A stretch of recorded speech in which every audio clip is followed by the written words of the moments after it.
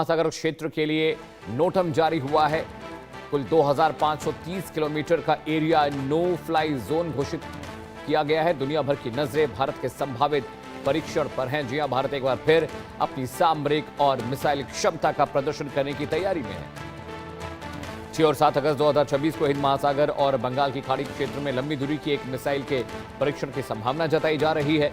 इस संभावित परीक्षण को लेकर भारत ने करीब 2500 किलोमीटर के दायरे में नोटम यानी नोटिस टू एयरमैन जारी किया है। ये नोटिस नागरिक विमानों और अंतर्राष्ट्रीय उड़ानों की सुरक्षा सुनिश्चित करने के लिए जारी किया जाता है ताकि परीक्षण के दौरान किसी भी प्रकार की हवाई गतिविधि प्रभावित न हो। जारी नोटम के अनुसार ये प्रतिबंधित क्षेत्र 6 अगस्त की शाम 6 बजे से लेकर अगले दिन सुबह 7 अगस्त की सुबह और अगले दिन रात 9 बजे तक रहेगा।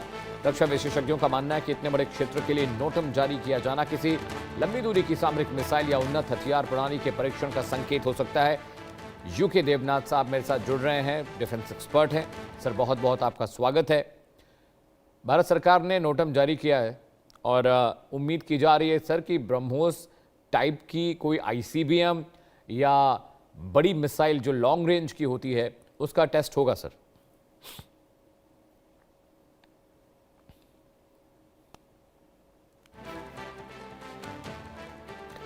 तो भारत सरकार ने 6 से 7 अगस्त के लिए नोटम जारी कर दिया है। मिसाइल परीक्षण की उम्मीद की जा रही है। नो फ्लाई जोन रहेगा 6 अगस्त की सुबह से लेकर 7 अगस्त की रात 9 बजे तक और उम्मीद की जा रही है कुल जो टोटल एरिया नोटम के दायरे में वो 2500 किलोमीटर से ज़्यादा का है।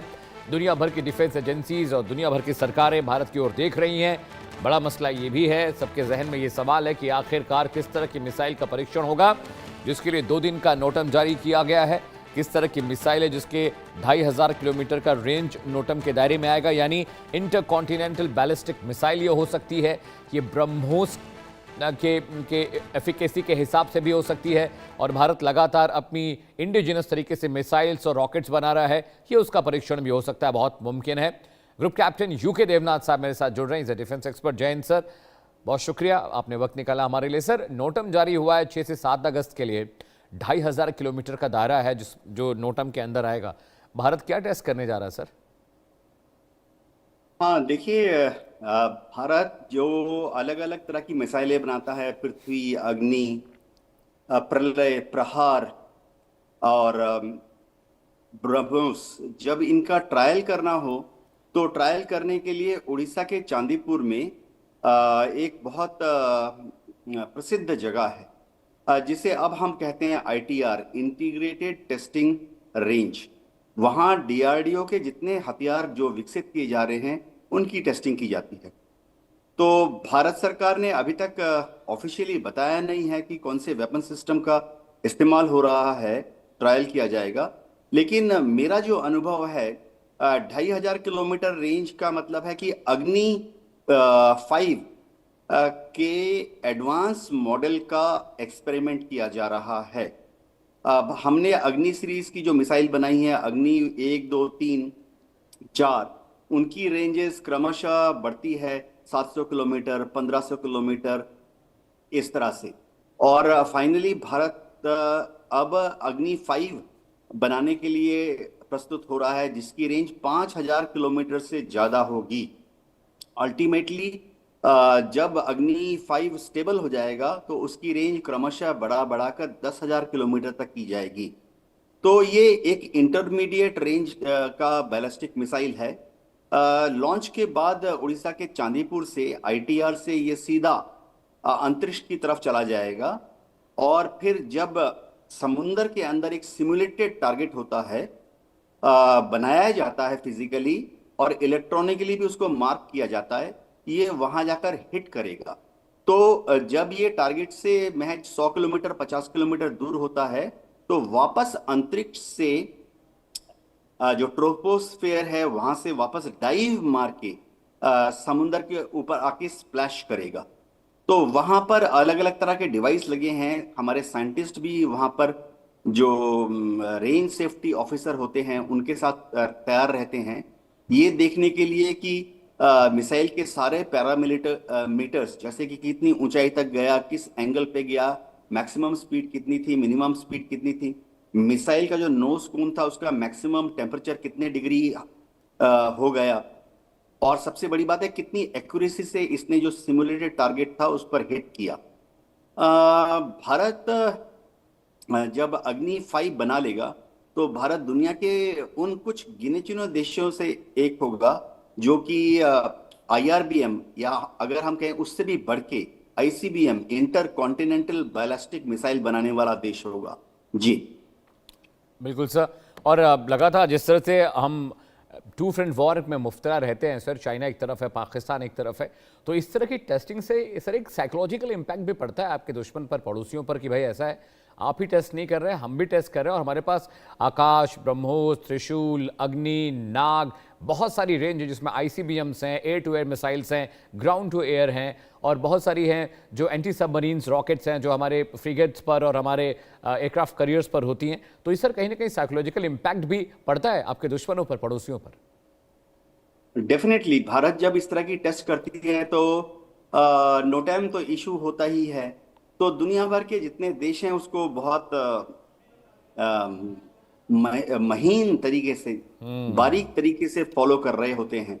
ना सिर्फ पाकिस्तान और चाइना, वरन अमेरिका भी इंटरेस्टेड होता है कि भारत क्या डेवलप कर रहा है, कितने हद तक सक्सेसफुल रहा। देखिए, जहां तक पाकिस्तान की बात है, हमारे पास बहुत सारे ऐसे वेपन सिस्टम हैं जो कि पूरे पाकिस्तान को नाप सकते हैं, उसके बारे में कोई चिंता नहीं है। पाकिस्तान के लिए हमारे पास अगर 1000 या 1500 किलोमीटर दूर तक मार करने वाला वेपन सिस्टम है, काफी है। हाँ, चीन में अगर हमें समझिए उत्तरी चीन या जी। उत्तर पूर्वी चीन, उनकी राजधानी बेजिंग जो है वो तो सी ऑफ जापान की तरफ है। राइट। वहां तक अगर हमें कुछ करना है तो उसके लिए हमें एक ऐसी मिसाइल की भविष्य में दरकार पड़ेगी जिसकी रेंज 6000 8000 किलोमीटर हो। तो ये सारी तैयारियां उसी तरफ हैं।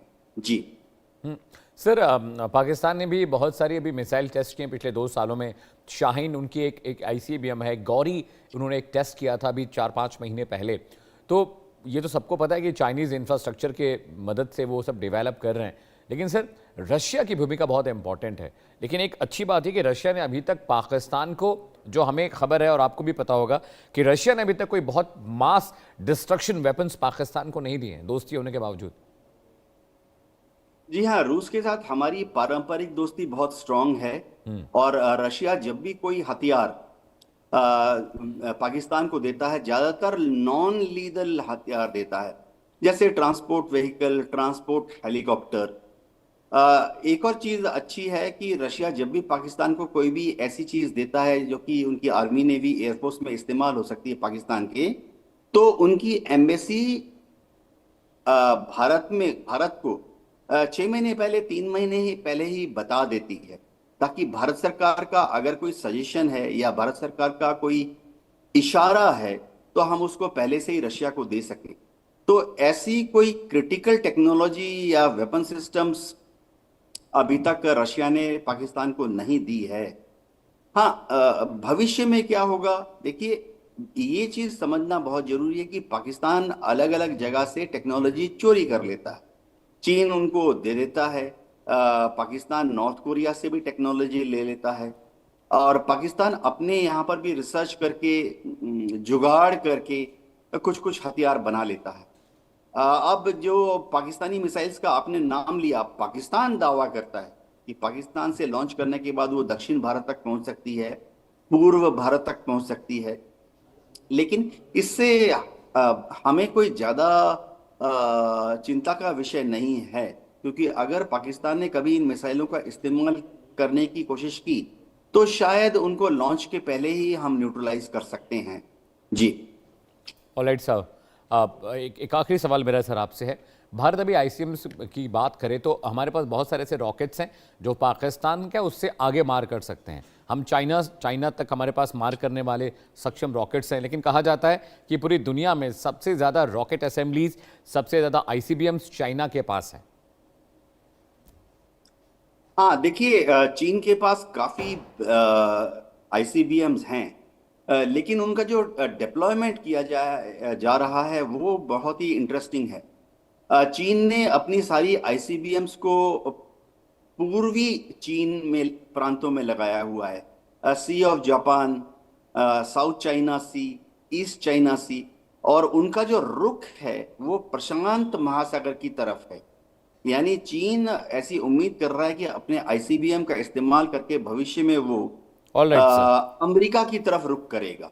जी। बहुत शुक्रिया सर। हैव